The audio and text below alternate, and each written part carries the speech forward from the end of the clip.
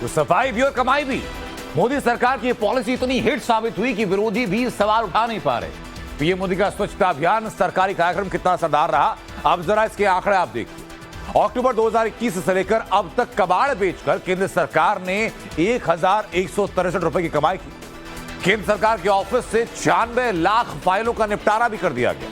इससे करीब 355 लाख वर्ग फुट जगह खाली हुई और सबसे ज्यादा पैसा रेलवे ने कमाया। रेल मंत्रालय को कबाड़ बेचने से करीब 225 करोड़ रुपए की कमाई हुई। इसके बाद कबाड़ बेचकर सबसे ज्यादा कमाई करने वाला विभाग रक्षा मंत्रालय। रक्षा मंत्रालय ने 168 करोड़ रुपए कमाए सिर्फ अपना कबाड़ बेचकर।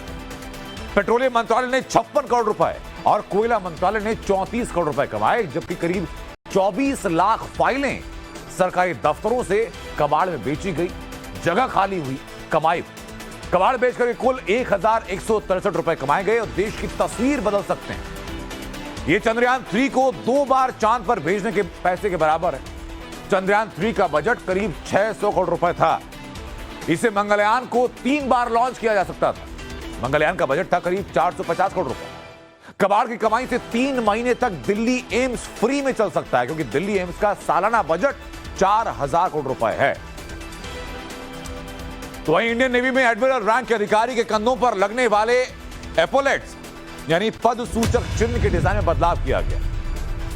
नया डिजाइन छत्रपति शिवाजी महाराज की राजमुद्रा से प्रेरित है और इंडियन नेवी का झंडा भी इसमें सम्मिलित है। आपको बता दें कि 4 दिसंबर को सिंधुदुर्ग में हुए नौसेना दिवस के मौके पर पीएम मोदी ने इस बदलाव का ऐलान किया।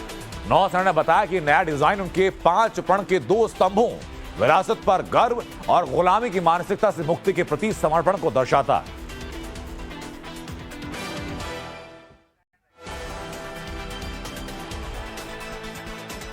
तो नए साल पर मोदी सरकार लोगों को एक बड़ा तोहफा देने जा रही है। वो तोहफा क्या है बताऊंगा आपको।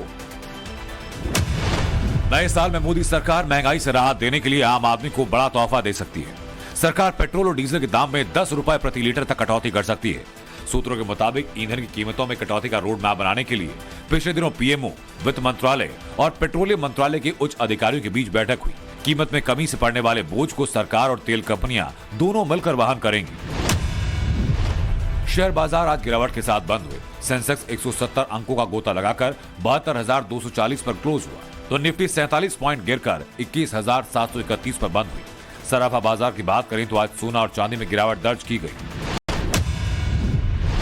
भारत सरकार ने द वॉशिंगटन पोस्ट की उस रिपोर्ट का खंडन किया जिसमें कहा गया कि भारत के जर्नलिस्ट और विपक्षी पार्टी के नेताओं को सिक्योरिटी अलर्ट भेजने पर एप्पल के खिलाफ सरकार ने तुरंत एक्शन लिया था। केंद्रीय राज्य मंत्री राजीव चंद्रशेखर ने कहा कि नोटिफिकेशन को लेकर जांच अभी जारी है।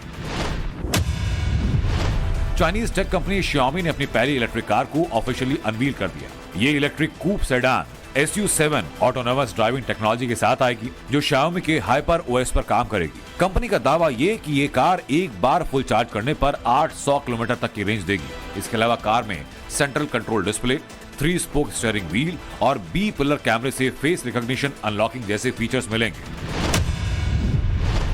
देश भर में वाहनों के लिए पोल्यूशन सर्टिफिकेट जारी करने के नए नियम जारी कर दिए गए। अब सर्टिफिकेट देने से पहले जांच केंद्रों को टेस्ट का कम से कम 10 सेकंड का वीडियो बनाना होगा, जिसमें गाड़ी की नंबर प्लेट समेत पोल्यूशन टेस्ट की पूरी प्रोसेस दिखानी होगी और इसे वाहन पोर्टल पर अपलोड करना होगा। परिवहन विभाग ने PUC सर्टिफिकेट जारी करने में गड़बड़ी की शिकायत के बाद ये फैसला लिया है।